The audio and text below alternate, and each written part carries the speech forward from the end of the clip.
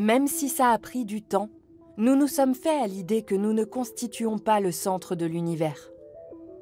Nous savons désormais que notre Soleil, qui alimente en énergie la moindre cellule des êtres vivants de notre planète, n'est qu'une minuscule étincelle parmi une multitude d'étoiles dans le feu d'artifice cosmique.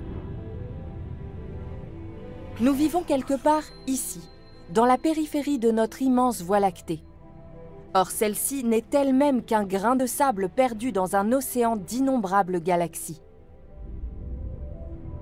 Et même cette immensité ne représente qu'une infime partie de l'univers observable. Mais qu'est-ce qui maintient tout cela ensemble ?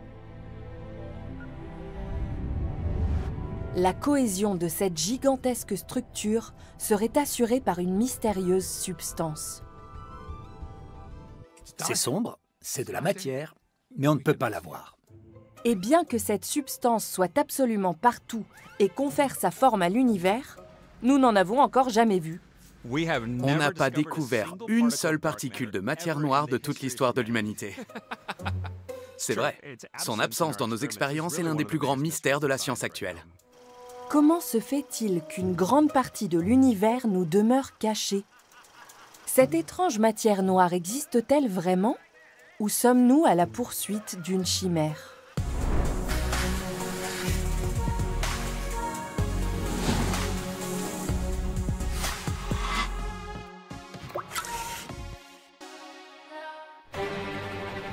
La vie sur Terre trouve sa source dans des événements qui se sont déroulés en des temps immémoriaux, bien avant que le mot « temps » existe.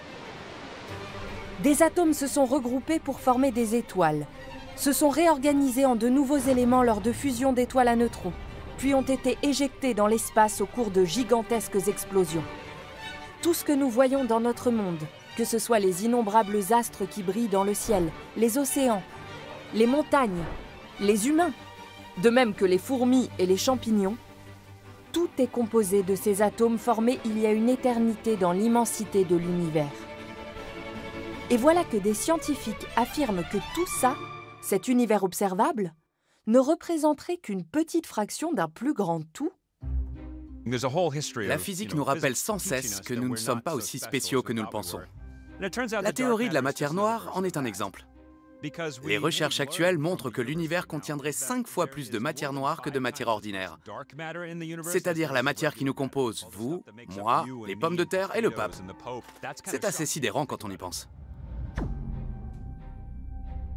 Si derrière la partie visible de l'univers se cache 80% de matière supplémentaire, pourquoi ne l'avons-nous jamais observé?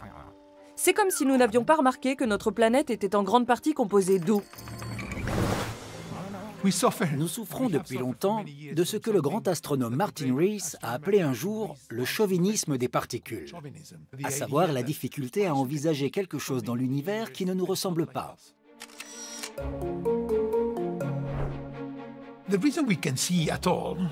La raison pour laquelle nous voyons est le résultat de l'évolution.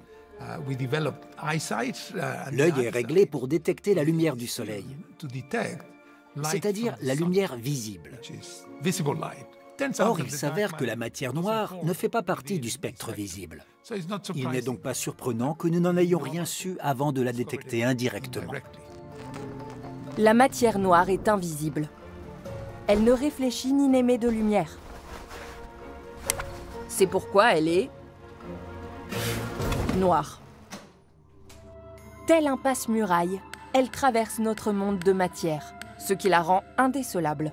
S'il y a 5 fois plus de matière noire que de matière ordinaire dans l'univers, cela veut dire que nous nageons en permanence dans un océan de matière noire. Imaginez un instant que vous ayez des lunettes spéciales qui vous permettent de la voir. D'après nos calculs, environ 1 milliard de particules de matière noire traversent le corps de chacun d'entre nous à chaque seconde. Nous verrions un monde magique. Un monde doté d'une immense richesse de structures, caractérisé par un réseau de filaments, tapissé de régions de haute et de basse densité, de bosses, de chaînes et de fibres, une structure filigranée d'une grande beauté. La matière noire est responsable du fait que pendant que nous sommes assis ici à parler, les structures de l'univers continuent à se transformer, à se développer. Si cette matière noire est si omniprésente et influente que ça, la recherche aurait déjà dû en découvrir une bonne quantité. C'est le moment de lancer une musique dramatique.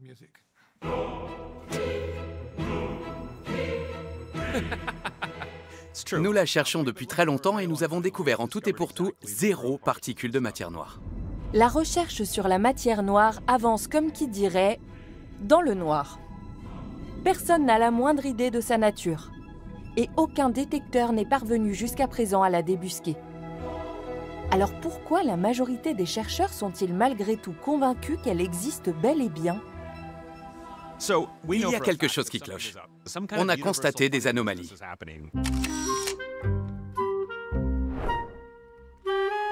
Les premiers indices laissant penser à l'existence dans l'univers d'une substance invisible remontent au début du XXe siècle.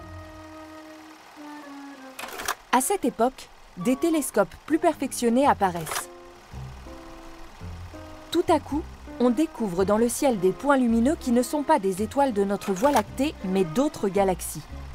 Leur mouvement met un chercheur suisse sur la piste de la matière noire. Fritz Zwicky, un astronome suisse réputé pour être très grincheux, a étudié des amas de galaxies. Et en calculant leur vitesse de rotation, il en a déduit que quelque chose au sein de ces amas qu'il ne pouvait pas voir maintenait leur cohésion. Il l'a baptisé Dunkle Materie, matière sombre. S'il émet l'hypothèse d'une matière invisible, Fritz Zwicky n'arrive pas à cerner sa nature. L'astronome suppose qu'il s'agit de poussière, d'astéroïdes, de planètes ou d'autres objets non lumineux. D'après ses calculs, l'amas de galaxies Coma devrait en contenir une quantité nettement supérieure à celle de ces étoiles visibles. Mais pour ses collègues de l'époque, difficile d'imaginer qu'un tel volume de matière puisse demeurer caché. Et ils ont encore plus de mal à concevoir que cette matière indécelable par leur télescope puisse maintenir la cohésion d'amas de galaxies. Quand on a consacré sa carrière à observer l'univers, c'est évidemment un coup dur. Et c'est ainsi que les observations de Fritz Zwicky sont tombées dans l'oubli. Mais pas longtemps. Les galaxies sont composées d'une multitude d'étoiles qui tournent tout autour d'un centre. Un peu comme ce qui se passe dans une tasse de café ou avec un cyclone. Pour que les galaxies puissent se maintenir durant plusieurs milliards d'années, 2 forces doivent être à l'équilibre, la force centrifuge et la gravitation. Comme ici, dans cette expérience réalisée avec une visseuse électrique. La force centrifuge projette les boules vers l'extérieur, tandis que les fils les retiennent. Voilà pour les bases de la physique. Sauf que les galaxies se comportent différemment. Il est temps de vous présenter l'astronome américaine Vera Rubin. Ses observations au début des années 1980 ont remis la matière noire sous les feux de la rampe du débat scientifique. En effet, elle a été la première à remarquer que les étoiles des galaxies ne semblaient pas respecter ces lois de la physique. Vera Rubin a été une pionnière. Elle a commencé à étudier la vitesse de rotation des galaxies spirales à partir des années 1960-1970. Et elle a constaté que les étoiles situées à leur périphérie tournaient toujours plus vite que leur masse estimée ne le laissait prévoir. La loi de la gravitation de Newton constitue l'une des plus belles constantes de la physique. Elle donne la clé du déplacement des planètes de notre système solaire. Or, une formule dit que la vitesse des planètes doit diminuer avec la distance. Ainsi, Mercure tourne plus vite autour du Soleil que Pluton, puisque la vitesse de chaque planète est inversement proportionnelle à la racine carrée de sa distance au Soleil. En extrapolant au reste de l'univers, les étoiles situées en périphérie des galaxies devraient donc tourner moins vite que celles situées près de leur centre. Or, les observations astronomiques fournissent une toute autre image. Au lieu de diminuer en même temps que la masse et la force d'attraction, les vitesses des étoiles de la plupart des galaxies restent contre toute attente constantes à partir d'une certaine distance. C'est le cas à l'écran sur l'image de droite. Comment expliquer qu'en périphérie des galaxies, les étoiles ne semblent pas obéir à la loi de la gravitation de Newton? Pourquoi ne sont-elles pas éjectées hors de leur orbite? Elles tournent effectivement beaucoup plus vite qu'elles ne le devraient, si l'on s'en tient à ce qui est observable avec nos télescopes. Il y a donc quelque chose qui ne va pas. Soit la loi de la gravitation est erronée, ce qui est plutôt improbable, car cela voudrait dire que Newton mais aussi Einstein se sont trompés, soit la masse totale des galaxies est supérieure à leur masse visible avec nos télescopes. Il y a donc une masse qui n'émet pas de lumière, qui n'est pas sensible à la force électromagnétique, d'où l'expression de matière sombre, matière noire. Plus de 60 ans après la découverte de Vera Rubin, la théorie des particules est considérée comme la plus probable. Les galaxies seraient immergées dans un bain de particules de nature inconnue qui n'interagiraient pas avec la lumière, mais auraient un effet gravitationnel via leur masse. Un peu comme à gauche sur l'écran. Les fils noirs maintiennent les boules et les empêchent d'être éjectées par la force centrifuge. Mais ne pourrait-il pas y avoir une autre explication, plutôt que d'imaginer d'obscures particules fantômes partout dans l'univers? Et si, à l'échelle galactique, la gravitation était différente de celle que Newton nous a enseignée? Après tout, jusqu'à présent, nous n'avons pu mesurer son effet que dans notre système solaire. Pour expliquer ces anomalies, certains chercheurs proposent en effet de revoir les lois physiques qui constituent le modèle standard. L'une des théories alternatives qui n'a toutefois pas beaucoup de succès, c'est celle de Mond, ou dynamique newtonienne modifiée. Elle repose sur une modification des équations de la loi de gravitation de Newton et de la relativité générale. Le problème, c'est qu'elle ne colle pas avec certaines observations, ce qui fait qu'on peut, selon moi, l'écarter. Au cours des dernières décennies, d'autres indices sont venus conforter l'existence de la matière noire.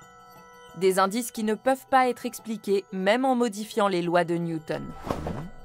Einstein nous a appris que les corps massifs courbent l'espace. Une présence très importante de matière peut même dévier des rayons de lumière. C'est le cas avec le phénomène de l'anneau d'Einstein. Imaginons qu'un corps céleste très massif se trouve entre nous et une galaxie. Celle-ci apparaîtra déformée, comme si on la regardait à travers une lentille optique géante. Ce verre à vin agit à la manière d'une lentille. Il va dévier la lumière des galaxies situées à l'arrière-plan et, en la déviant, déformer leur image en leur donnant une forme d'arc caractéristique.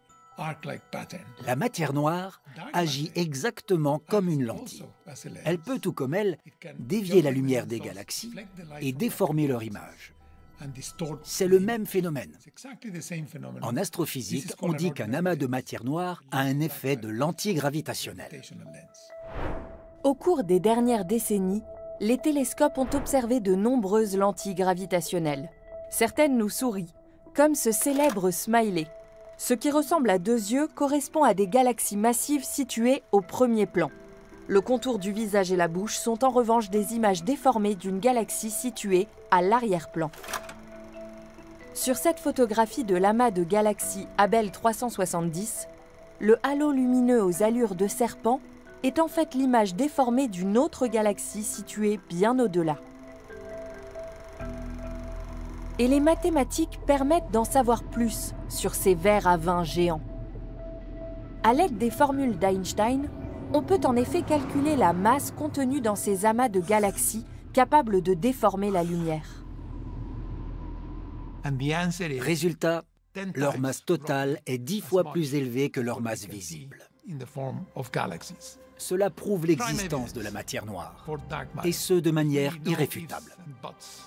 Mais attendez, il existe un phénomène très similaire, avec des objets célestes réputés pour l'intensité de leur champ gravitationnel et qui n'émettent aucune lumière. Ce sont les monstres les plus célèbres de l'univers, les fameux trous noirs. Serait-il cette matière sombre que la science recherche désespérément? Les trous noirs fascinent les physiciens tout comme le grand public, car ce sont des objets aussi exotiques que magiques. Ils engloutissent tout ce qui passe à proximité et ont le pouvoir, entre autres, de perturber l'espace-temps. Or, certains trous noirs se seraient formés très tôt dans l'univers. C'est ce qu'on appelle les trous noirs primordiaux. Ce sont effectivement de bons candidats au titre de matière noire. Ces trous noirs primordiaux seraient aussi petits qu'un caillou, mais aussi lourds que notre planète Terre. Leur taille ne leur permettrait pas d'engloutir des étoiles. En revanche, leur effet gravitationnel conjugué pourrait théoriquement assurer la cohésion des galaxies. En tant que physiciens, nous testons des hypothèses. Or, la plupart de celles concernant les trous noirs ont été réfutées par de nombreux tests d'observation. Les trous primordiaux ne sont pas encore définitivement hors course, mais pour l'heure, la majorité des chercheurs pensent que la matière noire est plutôt constituée de particules non standards. Et que ce ne sont pas les atomes qui sont la force dominante de l'univers, mais bel et bien cette matière noire. Une force obscure dans le cosmos? Pour les fans de Star Wars, rien de nouveau sous les étoiles.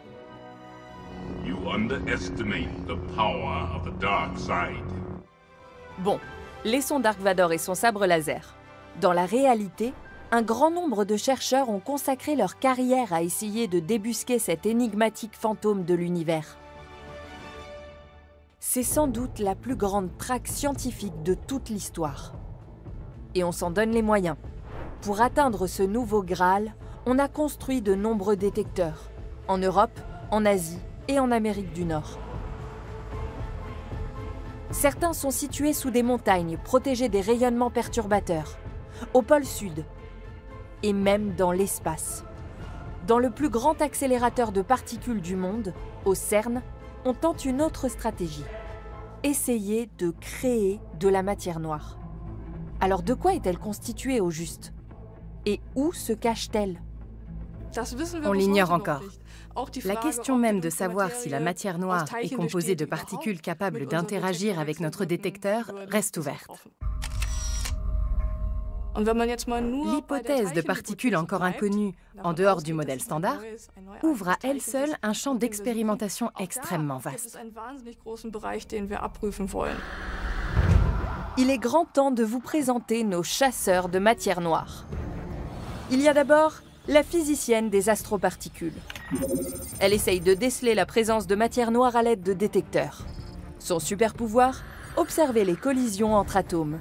Sa mission, tendre un piège à l'insaisissable substance. Ensuite, il y a l'expérimentateur en physique des particules. Il étudie les éléments de base qui composent notre monde. Son super pouvoir, créer de nouvelles particules dans un accélérateur de particules. Sa mission, produire de la matière noire en laboratoire. Et enfin, il y a le cosmologue. Il étudie la naissance, l'évolution et les structures à grande échelle de l'univers. Son super pouvoir, simuler des univers virtuels à l'aide de formules. Et c'est le cas ici, avec ces machines clignotantes qui fourniraient des arguments convaincants de l'existence de la matière noire. Il s'agit en fait d'un laboratoire numérique où les chercheurs simulent les processus d'évolution de l'univers pour pouvoir ensuite les observer en accéléré. Les superordinateurs qui le composent consomment autant d'électricité qu'une petite ville. C'est une sorte de pouponnière. Une pouponnière d'univers virtuel qui permettra de mieux comprendre notre monde. En se basant sur les lois physiques connues, les processeurs créent une accélération temporelle cosmique. Autrement dit, une simulation de la formation de notre monde. Et si les hypothèses de départ sont correctes, le résultat est bluffant. Les simulations à l'aide de superordinateurs constituent l'une des preuves les plus convaincantes de l'existence de la matière noire. Ces univers virtuels ressemblent étrangement à la réalité, à condition d'y incorporer les bons ingrédients. Et il s'avère que l'ingrédient crucial, c'est la matière noire. La cosmologie travaille avec des particules de matière noire froide. Ces particules hypothétiques découlent d'une théorie appelée modèle lambda CDM, qui peut expliquer toute l'évolution de notre univers, du Big Bang à aujourd'hui. Selon ce modèle, sans matière noire, il n'y aurait ni étoiles, ni galaxies. Et au bout du compte, pas de vie non plus. La matière noire est l'architecte du cosmos. Au tout début, l'univers était ennuyeux, uniforme. Il n'avait pas de structure. Et puis très vite, la gravité de la matière noire a contribué à la formation de petits amas de matière. Et ces amas ont grossi. C'est ainsi que les galaxies comme notre Voie lactée se sont formées. Des nuages de gaz primitifs sont tombés dans ces amas de matière noire et se sont transformés en étoiles, puis en galaxies telles qu'on les connaît aujourd'hui. Tout ceci est le résultat de l'effet gravitationnel de la matière noire. De la simplicité initiale du Big Bang à la complexité actuelle de l'univers des galaxies. Eh bien voilà, nous avons résolu notre énigme. La matière noire est une substance dotée de super-pouvoirs qui n'interagit pas avec la lumière. Elle forme l'ossature de la toile cosmique sur laquelle s'étend la matière observable. Et telle un marionnettiste invisible, elle assure la cohésion des galaxies. Sans elle, notre univers n'existerait pas, et l'humanité ne pourrait pas se poser toutes ces questions sur le comment, le quand et le pourquoi. Merci, et au revoir tout le monde. Générique s'il vous plaît. Désolé, mais une simulation ne suffit pas. En revanche, c'est un merveilleux outil qui nous aiguille vers le type d'expérience qu'il faut concevoir pour espérer découvrir un jour la matière noire. Autrement dit, étant de simples modélisations numériques, les simulations ne constituent nullement des preuves. En revanche, elles peuvent aider à s'approcher de la matière noire. Selon le modèle lambda CDM, les particules de matière noire sont froides et se déplacent lentement. Et elles sont relativement massives, donc lourdes. Elles n'interagissent que faiblement avec la matière ordinaire, c'est-à-dire qu'elles la traversent la plupart du temps comme un fantôme. Ces particules hypothétiques ont été baptisées WIMP, pour Weakly Interacting Massive Particle. On pourrait le traduire par « particules massives interagissant faiblement ».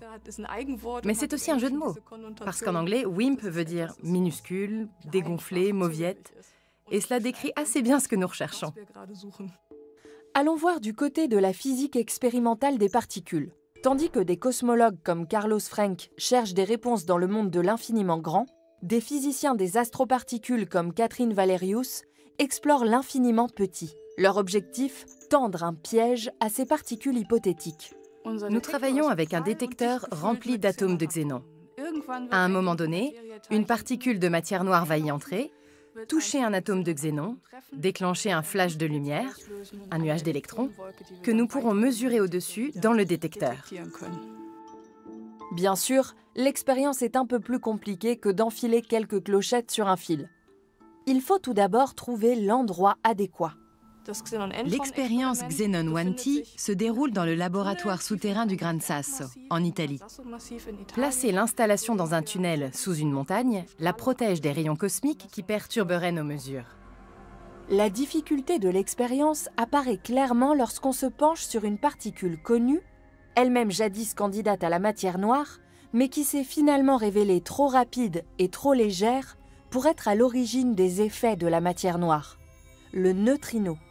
Une particule omniprésente. J'aime bien utiliser l'exemple de la boîte à chaussures.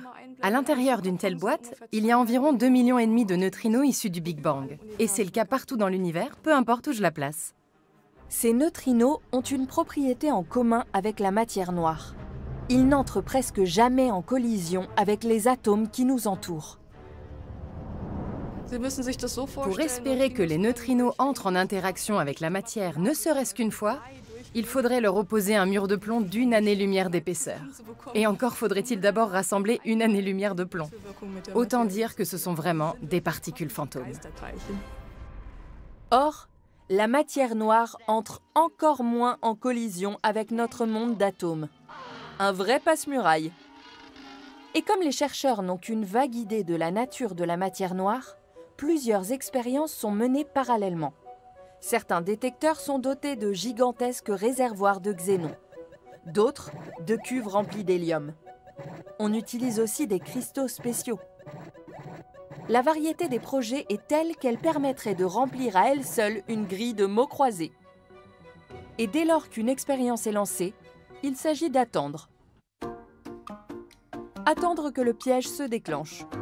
Sauf que les chercheurs attendent depuis maintenant plusieurs dizaines d'années. La quête de l'insaisissable matière noire exige décidément une bonne dose de... persévérance. Dans notre domaine de recherche, il faut être très patient, que l'on travaille sur les neutrinos ou sur la matière noire. Mais dans l'hypothèse où la patience ne suffirait pas, ne serait-il pas préférable de recréer une particule de matière noire? C'est là qu'entre en jeu le pouvoir de l'expérimentateur, qui travaille au sein de l'accélérateur de particules du CERN. Soit on peut attendre qu'un énorme réservoir de xénon détecte une particule de matière noire, soit on peut prendre deux particules de matière ordinaire et les faire entrer en collision à raison de 40 millions de fois par seconde, en se basant sur le taux d'interaction de la matière noire avec les particules dites messagères. On pourrait de cette façon recréer de la matière noire en laboratoire. Bienvenue dans le plus puissant accélérateur de particules au monde. Ce géant consomme un tiers de l'énergie nécessaire pour alimenter la ville voisine, Genève. Son but, explorer la nature fondamentale de l'univers, autrement dit, le décomposer en ses différents éléments. En faisant entrer en collision des atomes à une vitesse proche de celle de la lumière, les chercheurs recréent les conditions qui existaient juste après le Big Bang. Comprendre ce qui s'est passé alors nous aidera à comprendre notre univers actuel et pourrait contribuer à résoudre les grandes énigmes de la science, y compris la nature de la matière noire. Mais jusqu'à présent, le CERN aussi est bredouille. Pas la moindre trace de matière noire. On devrait organiser une conférence de presse à chaque article annonçant qu'on n'a toujours pas découvert de matière noire et qu'on a réfuté telle ou telle hypothèse, avec champagne et caviar à volonté. Cela permet au moins de restreindre le champ de recherche de la matière noire. Traquer la matière noire, c'est un peu comme chercher une aiguille dans une botte de foin. Sauf qu'on ne sait pas du tout à quoi ressemble cette fameuse aiguille. Qui sait ? Peut-être finirons-nous par trouver cette mystérieuse substance dans un endroit tout à fait inattendu? Ou peut-être avons-nous besoin d'un génie comme Albert Einstein, lui qui a bouleversé notre conception de la réalité avec sa théorie de la relativité générale. L'un de mes collègues, Eric Ferlinde, propose d'interroger la structure même de l'espace-temps. La gravité est, selon sa théorie, une propriété émergente de l'espace-temps, due au fait que ses composants fondamentaux ne sont pas des particules ou des champs, mais de minuscules qubits d'information. Là, même moi, je suis dépassé. Bon, alors osons la question. Si la matière noire est invisible à nos yeux et n'interagit pas avec nous, pourquoi devrait-on s'y intéresser? Après tout, elle n'influence pas le cours de la bourse et elle ne rend pas nos animaux plus heureux. Pour moi, la science, tout comme l'art, excelle quand elle donne à voir le monde sous un angle différent. Point barre. L'autre réponse intéressera plutôt les acteurs de la finance et les décideurs économiques qui nous écoutent. Sachez que le retour sur investissement de ce type de recherche est très positif. Le World Wide Web a été inventé ici au CERN dans les années 1989-90 pour faciliter l'échange de données entre les physiciens des quatre coins du monde. Et aujourd'hui, vous pouvez l'utiliser pour regarder des vidéos de chats ou pour écrire des commentaires désobligeants sur YouTube. Ça a bouleversé nos vies. Découvrir ce qui assure la cohésion des galaxies et de notre univers constituerait une formidable avancée scientifique. Et cette découverte ouvrirait également une fenêtre sur un tout nouveau monde inexploré. Et qui sait quelles applications nous pourrions en tirer? Imaginez par exemple que nous puissions puiser dans l'immense énergie contenue dans la matière noire. Notre problème énergétique serait résolu, et nous pourrions par exemple voyager à travers la Voie lactée. Mais pour cela, encore faut-il d'abord mettre la main sur cette mystérieuse matière noire.